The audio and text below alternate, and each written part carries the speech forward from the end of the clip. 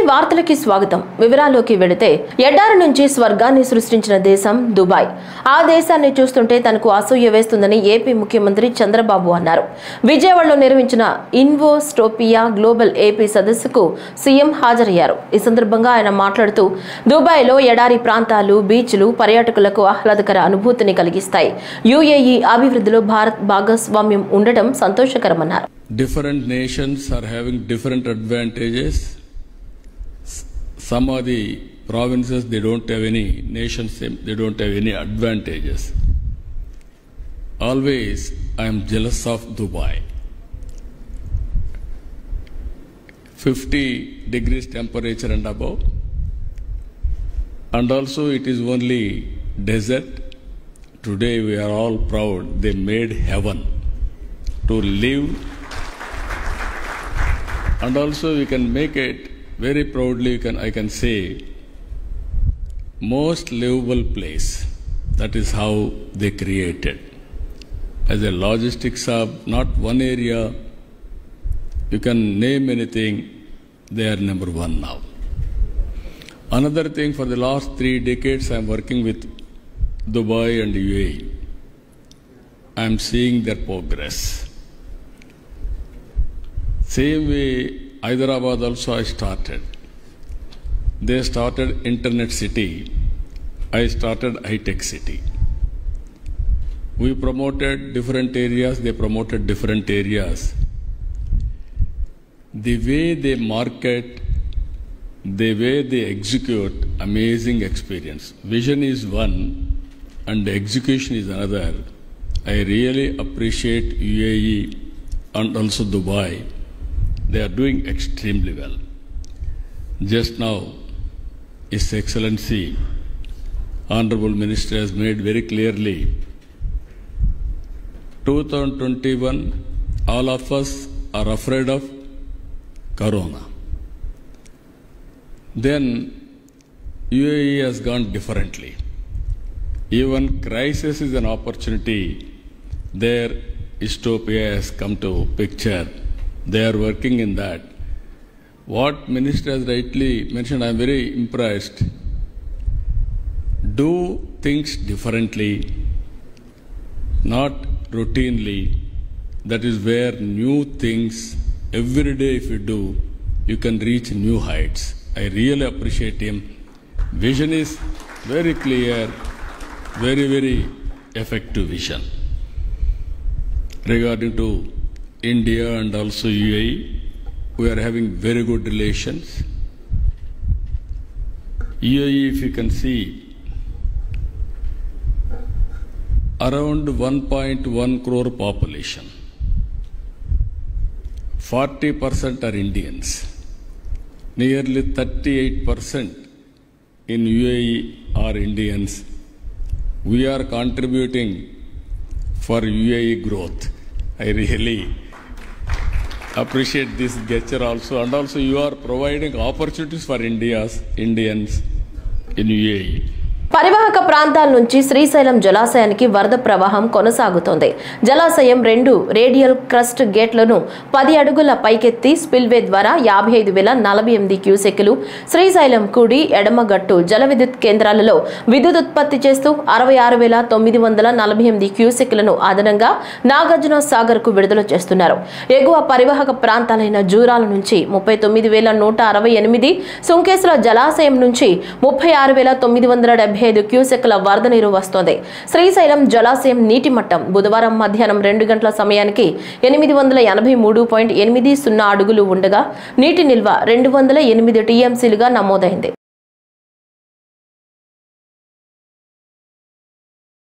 రాష్ట్రమంతటా ఏ survey number భూమిలో ఏ పంటలు పండిస్తున్నారనే పంటల వివరాలు శాటిలైట్ సర్వే ద్వారా సేకరించాలని ముఖ్యమంత్రి నారా చంద్రబాబు నాయుడు అధికారులను ఆదేశించారు.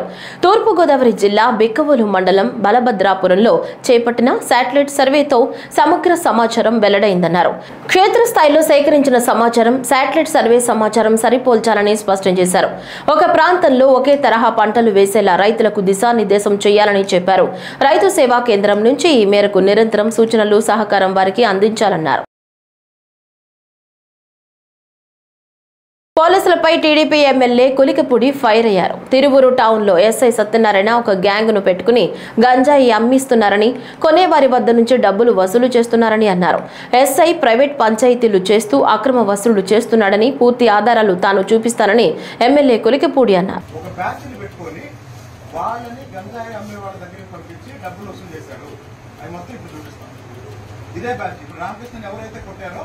అదే బ్యాచ్ ఈ రోజు టౌన్ లో తిరువూరు టౌన్ లో గంజాయి అమ్ముతుంది ఎవరో మీకు తెలుసు. ఎస్ఐ ఒక గ్యాంగ్ ని పెట్టుకొని తిరువూరు టౌన్ లో గంజాయి అమ్మిస్తున్నాడు. ఎస్ఐ సత్యనారాయణ గంజాయి అమ్ముతూ దొరికి ఇప్పుడు మామూలు పని చేసుకుంటున్న వాళ్ళని, పాత కేసుల్లో ఉన్న వాళ్ళని ఇప్పుడు పిలిపించి మీరు గంజాయి తీసుకురావాలి, భద్రాచలం నుంచి మీరు గంజాయి అమ్మాలి, మీరు అమ్మి మాకు డబ్బులు ఇవ్వాలని వాళ్ళని ప్రజెంట్ చేశారు. ఒక వ్యక్తి ఇంటికి వెళ్ళి వాళ్ళ అమ్మ బంగారం తాకట్టు పెట్టి 1.5 లక్షలు తీసుకొచ్చాడు. చొగ్గల శ్రీకాంత్. తిరువూరులో గంజాయి బ్యాచ్ కూడా బయటికి రావాలి. తూర్పు గోదావరి జిల్లా రాజమండ్రి సెంట్రల్ జైల్లో ఉన్న పెద్దిరెడ్డి మిథున్ రెడ్డిని పెద్దిరెడ్డి రామచంద్రారెడ్డి, రాజమండ్రి మాజీ ఎంపీ మార్గాని భరత్, మాజీ హోంమంత్రి తానేటి వనిత పరామర్శించారు.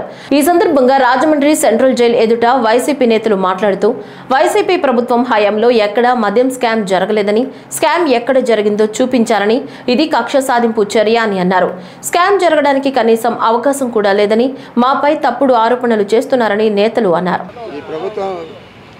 ఏర్పడినప్పటి నుంచి కూడా అనేక రకాల వైఎస్ఆర్ కాంగ్రెస్ పార్టీ శ్రేణులను, ముఖ్యంగా వైఎస్ఆర్ కాంగ్రెస్ పార్టీలో ప్రధాన భూమిక పోషించే నాయకులందరినీ కూడా టార్గెట్ చేసి అనేక విధాల ఇబ్బందులు పెడుతూ ఉన్నారు, అనేక రకాల కేసులు పెడుతూ ఉన్నారు. ఈరోజు ఇక్కడ పరిస్థితి చూస్తే ఒక తాలిబన్లనో లేకపోతే ఏదో విదేశీ టెర్రరిస్టులు ఎవరైతే ఉంటారో వారిని ట్రీట్ చేసే విధంగా ఇక్కడ పరిస్థితులు ఉన్నాయి. మరి ఒక ప్రజాప్రతినిధికి ఇవ్వాల్సిన గౌరవాన్ని ప్రజాప్రతినిధులుగా ఉన్న చంద్రబాబు నాయుడు కానీ వారి మంత్రివర్గ సభ్యులు కానీ ఎందుకు విస్మరిస్తూ ఉన్నారు నాకు అర్థం కావడం లేదు. మరి ఇది ఇలాగే కొనసాగిన ఇబ్బంది లేదు. వైఎస్ఆర్ కాంగ్రెస్ పార్టీ శ్రేణులు తప్పకుండా ఈ పరిస్థితిని అధిగమించి ఈ ప్రభుత్వానికి బుద్ధి చెప్పే రోజులు దగ్గరలో ఉంటాయి. అందరికీ నమస్కారం అండి. ఈరోజు మరి మిథున్ రెడ్డి గారి మీద ఏవైతే మద్యమ కేసులు బనాయించి ఆయన అరెస్ట్ చూపించారో ఇది అక్రమ కేసు, అన్యాయంగా ఆయన మీద బనాయించారని చెప్పి మా వైసీపీ నాయకులం అందరం కూడా తీవ్రంగా దీన్ని ఖండిస్తున్నాం. మా ప్రభుత్వం అధికారంలో ఉన్నప్పుడు, జగనన్న ముఖ్యమంత్రిగా ఉన్నప్పుడు ఈ మద్యమ దుకాణాలని ప్రభుత్వమే నడిపించి ప్రభుత్వానికి ఆదాయాన్ని చేకూర్చారు. ఆ రోజున మరి ఆ విధంగా నడిచిన ఈ మద్యమ షాపులు మరి వాటిలో ఈ రోజున స్కామ్ జరిగిందని చెప్పి లేనిపోని నిందలన్నీ కూడా మా ఎంపీ మిథున్ రెడ్డి గారి మీద మోపి ఆయన్ని ఈ విధంగా మరి జైలు పాలు చేయడం అనేది నిజంగా మరి మేమందరం కూడా బాధపడుతూ మరి మేమంతా ఆయన పక్షాన నిలబడుతూ ఆయనకు సపోర్ట్గా ఉండడం జరిగింది. అంటే ఈ రోజున ఎంతసేపు కూడా ఈ కూటమి ప్రభుత్వం డైవర్షన్ పాలిటిక్స్కి తెరలేపుతూ ఈ రోజున మిథున్ రెడ్డి గారి మీద బనాయించిన అక్రమ కేసు కూడా ఒక డ్రామా అని చెప్పి మీకు తెలియజేస్తున్నాను. ఈ రోజున మిథున్ రెడ్డి గారిని ఇంత దారుణంగా అక్రమంగా అరెస్ట్ చేసి ప్రతిపక్ష నోరులు నొక్కే కార్యక్రమము ఇవాళ ఆంధ్రప్రదేశ్ ప్రభుత్వం చేస్తూ ఉంది. ఇవాళ జగనన్న వారియర్స్ మేమంతా కూడా ఖచ్చితంగా మీరు ఎన్ని అరెస్టులు చేసినా ఏం చేసినా ఎక్కడా కూడా వెనుకేది లేదు, జడిసేది లేదు. ఇవాళ ఖచ్చితంగా మేమంతా కూడా పోరాడతాము. మిథున్ రెడ్డి గారికి బాసటగా ఆంధ్రప్రదేశ్ వ్యాప్తంగా వైఎస్ఆర్సీపీ ప్రతి ఒక్క శ్రేణి కూడా నడుము కట్టి ముందుకున్నామని ఈ సందర్భంగా తెలియపరుస్తూ ఇవాళ ఆంధ్రప్రదేశ్ రాష్ట్రంలో జరిగేది ఇప్పుడు జరుగుతూ ఉంది స్కామ్. గత ప్రభుత్వంలో చంద్రబాబు నాయుడు గారు ముఖ్యమంత్రి కింద ఉన్నప్పుడు డిస్టిలరీస్కి ప్రివిలేజ్ ఫీ అనేది తగ్గించారు. 3,000 కోట్ల రూపాయలు ప్రివిలేజ్ ఫీ తగ్గించి అప్పుడు క్విట్ ప్రోకో జరిగింది. మళ్ళీ ఇప్పుడు సిండికేట్లతో ఏ రకంగా వ్యవహారం చేస్తూ ఉన్నారు. గతంలో లిక్కర్ సేల్స్ గణనీయంగా తగ్గింది, లిక్కర్ అమ్మకాలు గణనీయంగా తగ్గింది, రెవెన్యూ గణనీయంగా పెరిగింది. మరి ఇంత ఈ రకంగా జరిగినప్పుడు స్కామ్ ఏ రకంగా జరిగింది? రైతుల సంక్షేమానికి కూటమి ప్రభుత్వం అధిక ప్రాధాన్యత ఇస్తోందని రాష్ట్ర ఇంధన శాఖ మంత్రి గొట్టిపాటి రవికుమార్ అన్నారు. కాతేరు గ్రామ పరిధిలోని చాగల్నాడు ఎత్తిపోతల పథకంకి రాజమహేంద్రవరం గ్రామీణ శాసనసభ్యులు గోరంట్ల బొచ్చయ్య చౌదరి, అనపర్తి శాసనసభ్యులు నల్లమిల్లి రామకృష్ణారెడ్డి, రాజానగరం శాసనసభ్యులు బత్తుల బలరామకృష్ణతో కలిసి మొదటి దశ సాగునీటి విడుదల కార్యక్రమంలో మంత్రి పాల్గొన్నారు. తొలుత గోదావరి నదికి హారతిచ్చి అనంతరం మోటారు స్విచ్ ఆన్ చేసి నీటిని విడుదల చేశారు. ఈ సందర్భంగా మంత్రి గొట్టిపాటి రవికుమార్ మాట్లాడుతూ చాగల్నాడు ఎత్తిపోతల పథకం ద్వారా రాజానగరం, అనపర్తి నియోజకవర్గాల్లోని రంగంపేట, కోరుకొండ, రాజానగరం మండలాల్లో గల 6,250 ఎకరాలకు సాగునీరు అందిస్తున్నట్లు తెలిపారు. చాగల్నాడు మొదటి దశ నుంచి లీడింగ్ ఛానల్ ద్వారా కోలమూరులో గల రెండవ దశకు, అక్కడి నుంచి మరో లీడింగ్ ఛానల్ ద్వారా పాలచర్లలోని మూడవ దశకు, అక్కడి నుంచి కాలువ ద్వారా పొలాలకు సాగునీరు చేరుతుందని తెలిపారు. చాగల్నాడు ఎత్తిపోతల పథకం మొదటి దశలో ప్రస్తుతానికి ఒక పంపు మాత్రమే పనిచేస్తోందని, మిగిలిన వాటికి మరమ్మతులు త్వరితగతిన పూర్తి చేసి అందుబాటులోకి తీసుకుని వచ్చేలా చర్యలు తీసుకుంటామని తెలియజేశారు.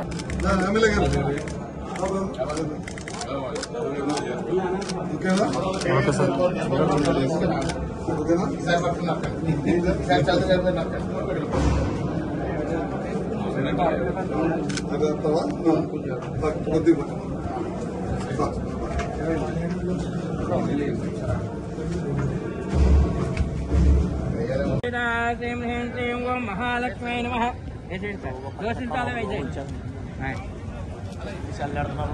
ओम तत्संयोरावृणीमहे गातुं यज्ञाय गातुं यज्ञपतये दैवे स्वस्तिरस्तु नः स्वस्तिर्मानसेभ्यः वोत्सञ्जगातुभे सजा విద్యుత్ శాఖ అధికారులతో రాజమహేంద్రవరంలో మంత్రి గొట్టిపాటి రవికుమార్ సమీక్ష నిర్వహించారు.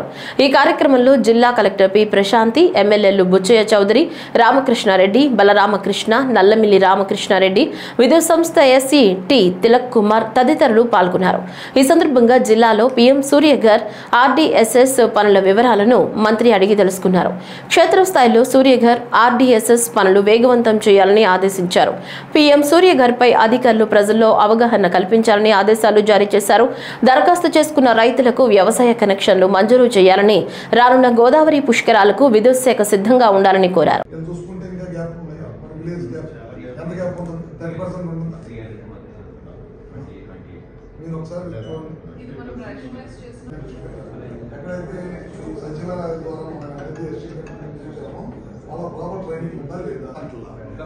కంప్లైంట్ రాకూడదు.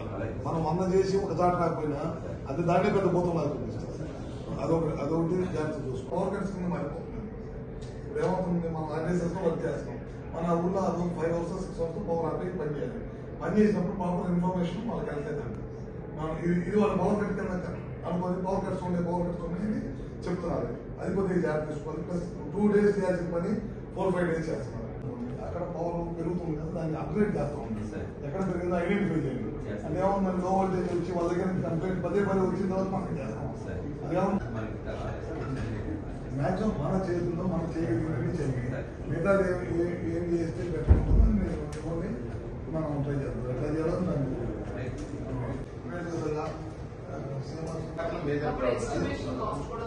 తగ్గింది. మన వేస్ట్ కాదు, తీసుకెళ్ళి మళ్ళీ మన ఏముంటాయి కదా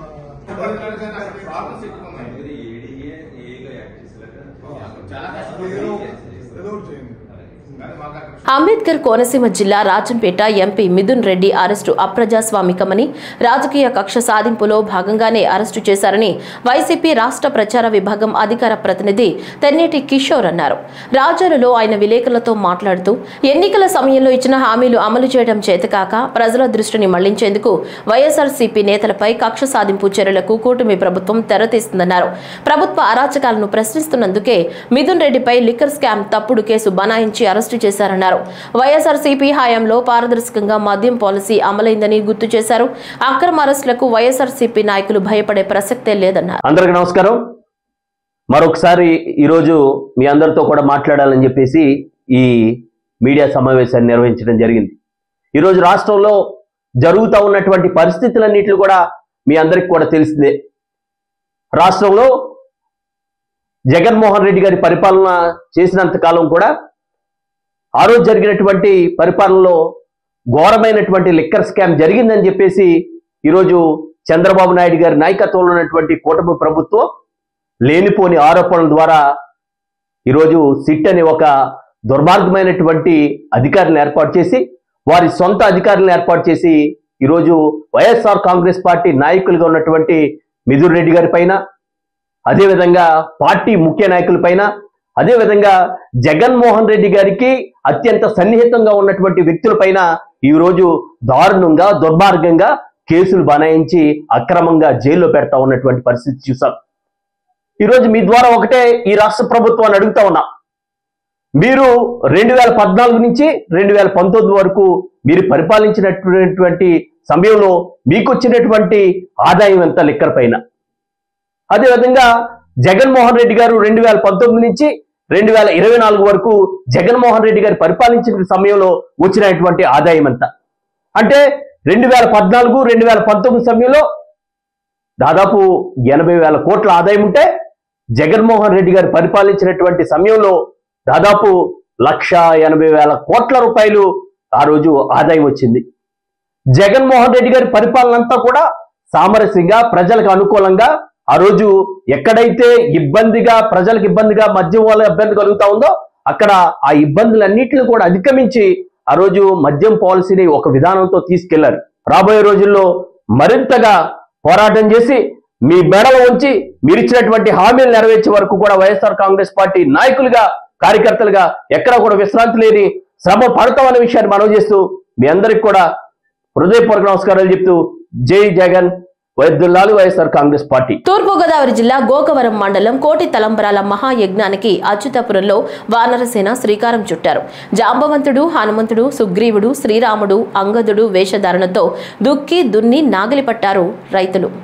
ప్రతి ఏటా జూలై నెలలో వర్షాలు మొదలుకుని సమయంలో రాములూరి కళ్యాణానికి కోటి తలంబ్రాలు పంటను అచ్యుతాపురంలోని ఎకరం 60 సెంట్లలో వానర వేషధారణలో వరి నాట్లు వేయడం ఆనవాయితీ. దివి నుంచి భూమికి దిగివచ్చినట్లుగా వానర వేషధారణలో రైతులుగా మారి రాముల వారికి ప్రత్యేక పూజలు చేసి నాగలి పట్టి దుక్కి దున్ని వరి విత్తనాలు నాటే కార్యక్రమం చేపడతారు. ఏ విధమైన రసాయనాలు పిచికారీ చేయకుండా వానర వేషధారణతోనే వరి విత్తనాలు జల్లి ఊడ్పు ఊడ్చి పంట కోత కోసి ధాన్యాన్ని తలంబ్రాలుగా మలిచే వరకు వానర వేషధారణతోనే చేయడం గత 15 ఏళ్లుగా జరుగుతుంది. వారి ఆధ్వర్యంలో వారి యొక్క పొలంలో ప్రతి సంవత్సరం కూడా మేము ఈ వేషధారణతో ఆంజనేయుల వేషాలు, అలాగే శ్రీరాముడు, శ్రీరామ జయరామ జయ జయరామ అనుకుంటూ చక్కగా విత్తనాలు చల్లి అలాగే కోతలు కోసి ఈ యొక్క వేషధారణతో ఈ యొక్క విత్తనాలన్నీ కూడా భద్రాచలము అలాగే ఒంటిమిట్ట కోదండ రామాలయానికి ప్రతి సంవత్సరం కూడా పంపిస్తున్నాము. ఇలాగా మీ ప్రతి సంవత్సరం చేయడంలో మాకెంతో ఆనందంగా ఉంది. అంతేకాకుండా ఆ శ్రీరాముడు అందరికీ కూడా కరుణా కటాక్షాలు కలుగు చేయాలని కోరుచున్నాము. చక్కగా ఒక వేషధారణతో ఆంజనేయులు, హనుమంతుడు, అలాగే అంగదుడు, జాంబవంతుడు, శ్రీరాముడు వారి ఆధ్వర్యంలో చక్కగా ఇక్కడ విత్తనాలు చల్లి కోటి తలంబ్రాలకి విత్తనాలు చల్లి జల్లుతూ ఉన్నారు. ఇక్కడ ఈ మహాయజ్ఞానికి అందరూ కూడా వేషధారణతో అందరూ కూడా పాల్గొన్నారు. జయముల వారు పూజ చేసి కోటి తలంబ్రాల్లో కార్యక్రమంలో భాగంగా ఈరోజు నాగలి దున్ని విత్తనాలు జల్లాం. అలాగే ఆ రాముల వారు ఆశీస్సులు అందరిపైన ఉండాలని మరి ముఖ్యంగా ప్రతి సంవత్సరం కూడా ఆ రాముల వారి దయ వల్ల ప్రతి సంవత్సరం ఇలాగే 15వ మరి వార్షిక మహోత్సవాలుగా కోటి తలంబ్రాలు జ్ఞాన యజ్ఞంతో ఈరోజు ముఖ్యంగా మరి విత్తనాలు జల్లి ఆ శ్రీకారం చుట్టడం జరిగింది. శ్రీరామ్ శ్రీరామ్ జయరామ్ జయ జయరామ్ శ్రీరామ నామ ధ్యాన యజ్ఞాన్ని ప్రారంభించడంలో భాగంగా శ్రీరామ నామ తత్వాన్ని ప్రచారం చేస్తూ అందులో భాగంగా 15వ కోటి తలంబరాల జ్ఞాన యజ్ఞాన్ని ప్రారంభించి తొలుత విత్తనాలు తీసుకుని వెళ్ళి భద్రాచల శ్రీ సీతారామచంద్ర స్వామి వారి పాదాల దగ్గర పూజ చేసి ఆ విత్తనాలు తీసుకుని వచ్చి తూర్పుగోదావరి జిల్లా గోకవరం మండలం అచ్యుతాపురం గ్రామం సర్వే నెంబర్ 16/2లో ఈరోజు భక్తులందరూ కూడా వానర వేషధారణతో రామతత్వంలో మమేకమై ఈరోజు వరి విత్తనాలు జల్లేటువంటి కార్యక్రమం ప్రారంభించాం. ఇది 15వసారి, భద్రాచలానికి 15వసారి, అయోధ్యకు 4వసారి, ఒంటిమిట్టకి 8వసారి కోటి తలంబరాలు అందించడంలో భాగంగా ఈరోజు కోటి తలంబరాల 15వ కోటి. పల్నాడు జిల్లా సత్తెనపల్లి నియోజకవర్గంలో సత్తెనపల్లి పట్టణంలో మున్సిపల్ అధికారులు రోడ్లను ఆక్రమించి ప్రజలకు ఇబ్బందులు కలిగిస్తున్న ఆక్రమణ షాపులను మున్సిపల్ అధికారులు అతి కష్టం మీద తొలగిస్తున్నారు. సత్తెనపల్లి పట్టణంలో మొదలుకు పెట్టిన ఆక్రమణల తొలగింపుకు కొంతమంది యజమానులు టౌన్ ప్లానింగ్ అధికారులపై దురుసుగా ప్రవర్తిస్తున్నారు. ఆక్రమణల తొలగింపులో మున్సిపల్ అధికారులకు చేదు అనుభవం ఎదురవుతున్న సందర్భాలు సత్తెనపల్లి పట్టణంలో లేకపోలేదు. సత్తెనపల్లి పట్టణాన్ని అభివృద్ధి పదంలో తీసుకెళ్లేందుకు ట్రాఫిక్ ఇబ్బంది లేకుండా చేసేందుకు అధికారులు శతవిధాలా ప్రయత్నిస్తున్నారు. చాలా చోట్ల రోడ్లను ఆక్రమించి షాపులు పెట్టుకున్న వారు మాత్రం కొంతమేర అసహనం వ్యక్తం చేస్తున్నారు. కొంతమంది ఆక్రమణదారులు పొలిటికల్ ఇన్ఫ్లుయెన్స్ ఉపయోగించేందుకు భారీ స్థాయిలో తమ ప్రయత్నాలు చేస్తున్నారు. ఏది ఏమైనప్పటికీ మున్సిపల్ అధికారులు మాత్రం రోడ్లపైకి ఆక్రమణదారుల షాపులు వస్తే మళ్లీ అయినా షాపులను ప్రొక్లైనర్తో తొలగిస్తామంటున్నారు. దుగ్గిరాల వెంకటేశ్వరరావు ఆధ్వర్యంలో హాసిని మల్టీ స్పెషాలిటీ కంటి హాస్పిటల్ వారిచే ఉచిత కంటి వైద్య శిబిరం నిర్వహించారు. ఈ సందర్భంగా డాక్టర్ రహీం బాషా మాట్లాడుతూ ఈ రోజు బుధవారం ఉదయం 10 గంటల నుంచి మధ్యాహ్నం 2 గంటల వరకు తాడేపల్లిలో సాయిబాబా గుడి దగ్గర ఉన్న మహాలక్ష్మి లారీ ట్రాన్స్పోర్ట్ ఆఫీస్ వద్ద ఈ శిబిరం నిర్వహించినట్లు తెలిపారు. అన్ని రకాల కంటి సమస్యలకు ఉచితంగా కంప్యూటర్పై పరీక్షించి ఉచితంగా మందులిచ్చామని ఆయన తెలిపారు. కేవలం 600 రూపాయలకే మసక, తలనొప్పి, చత్వరం ఉన్న వారికి కళ్లజోళ్లు ఇచ్చామని, ఆరోగ్యశ్రీ ద్వారా శుక్లం పొర ఆపరేషన్లు ఉచితంగా చేస్తారన్నారు. ఈ సదవకాశాన్ని తాడేపల్లి మరియు పరిసర ప్రాంత ప్రజలు వినియోగించుకున్నారని ఆయన తెలిపారు. మున్సిపల్ ఇంజనీరింగ్ కార్మికుల జీతాలను రాష్ట్ర ప్రభుత్వం పాక్షికంగా పెంచిన నేపథ్యంలో మున్సిపల్ కార్మికుల సమ్మెను తాత్కాలికంగా వాయిదా వేస్తున్నట్లు మున్సిపల్ ఉద్యోగుల కార్మిక ఫెడరేషన్ రాష్ట్ర కమిటీ నేతలు ప్రకటించారు. విజయవాడ ప్రెస్ క్లబ్ లో ఏర్పాటు చేసిన విలేకరుల సమావేశంలో ఫెడరేషన్ ప్రధాన కార్యదర్శి కె ఉమామహేశ్వరరావు మాట్లాడుతూ ప్రభుత్వం గత జూలై 3వ తేదీ నాటికి ఇంజనీరింగ్ కార్మికుల జీతాలను ఏడాది వరకు పెంచలేమని చెప్పడంతో సిఐటియు అనుబంధ సంఘం పిలుపు మేరకు కార్మికులు రాష్ట్ర వ్యాప్త సమ్మె పోరాటానికి దిగారని తెలిపారు. రాష్ట్ర మున్సిపల్ శాఖ మంత్రి నారాయణ విజయవాడలోని తన క్యాంపు కార్యాలయంలో ఫెడరేషన్ రాష్ట్ర నాయకత్వంతో గత 17 రోజుల సమ్మె కాల్పు ఒప్పందాలు, ప్రస్తుత సమ్మె కాలానికి జీతం చెల్లింపు, పారిశుద్ధ్యం మరియు ఇంజనీరింగ్ కార్మికులకు సంక్షేమ పథకాలు అమలు విషయమై చర్చించారు. ఈ సందర్భంగా మంత్రి మాట్లాడుతూ ప్రస్తుత సమ్మె కాలానికి జీతం చెల్లింపు విషయమై తాను సానుకూలంగా ఉన్నానని, అయితే ముఖ్యమంత్రి వర్యులు చంద్రబాబు నాయుడు చర్చించి కార్మికులకు న్యాయం చేయడానికి కృషి చేస్తానని ఆయన హామీ ఇచ్చారు. అలాగే గత 17 రోజుల సమ్మె కాల్పు ఒప్పందాలకు సంబంధించి ప్రభుత్వ అధికారులతో సంప్రదింపులు జరిపి పరిష్కరిస్తామని మంత్రి తెలిపారు. గత నెల 12వ తేదీ ప్రభుత్వం జారీ చేసిన జీవో MS నెంబర్ 26లో అన్ని రకాల మినహాయింపులు ఇస్తూ పారిశుద్ధ్య కార్మికులకు తల్లికి వందనం పథకం అమలుకు స్పష్టంగా పేర్కొన్నప్పటికీ ఎక్కడా అమలు కాలేదని ఫెడరేషన్ నాయకత్వం మంత్రి దృష్టికి తీసుకువెళ్లాక మంత్రి గారి హామీని తప్పనిసరిగా అమలు చేస్తామని మంత్రి నారాయణ ఫెడరేషన్ నాయకత్వానికి స్పష్టం చేశారని సిఐటియు ప్రతినిధులు తెలిపారు. చర్చించి నిర్ణయాలు తీసుకున్నాం. దాన్ని మేము రాబోయే కాలంలో పోరాటాలు చేయడానికి కూడా సిద్ధంగా ఉన్నాం. కలిసి వచ్చే సంఘాలను కలుపుకొని అంటే కార్మికులను తోడు చేసుకొని సమ్మెబాటు పడడానికి మళ్ళీ సిద్ధంగా ఉంటామని తెలియజేస్తాం. రాష్ట్ర ప్రధాన కార్యదర్శి AP municipal workers and employees federation CITU అనుబంధ సంఘం, నాతో పాటు సంఘం రాష్ట్ర కోశాధికారి ఎస్ జ్యోతి బస్సు, రాష్ట్ర నాయకులు నాగరాజు గారు, ఇతరులు ఉన్నారు. రాష్ట్ర వ్యాప్తంగా గత 10 రోజులుగా జరుగుతున్నటువంటి మున్సిపల్ ఇంజనీరింగ్ కార్మికుల సమ్మె విజయవాడలో 28 రోజులుగా జరుగుతుంది. పారిశుద్ధ్య కార్మికులు గత 7 రోజులుగా సమ్మె జరుగుతూ ఉంది. విజయవాడలో ఇప్పటికీ 10 రోజులు దాటిపోయింది. ఈ పోరాటం సందర్భంగా రాష్ట్ర ప్రభుత్వ మెడలు కొంతమేరకు వంచగలిగాం. ఇంజనీరింగ్ కార్మికుల జీతాలు మాత్రం పాక్షికంగా పెరిగాయి. ఇది మా సంఘం యొక్క అభిప్రాయం. వాస్తవానికి మేము 36 జీవో ప్రకారం కార్మికులందరికీ 21,000, 24,500 ఇవ్వాలని ఈ ప్రభుత్వం మీద ఒత్తిడి తీసుకురావడం కోసం ప్రయత్నం చేశాం. సమరశీలంగా పోరాటాలు జరిగాయి. అనేక పట్టణాల్లో జనజీవనం స్తంభించింది. నీళ్లు, కరెంట్ ఆగిపోయాయి, చెత్త పెరిగిపోయింది, డ్రైనేజీ కాలువలు పొంగి పొరలుతూ ఉన్నాయి. ప్రభుత్వం కొంత మేనమేషాలు లెక్కిస్తూ చివరికి నిన్న 124 జీవోని జారీ చేశారు.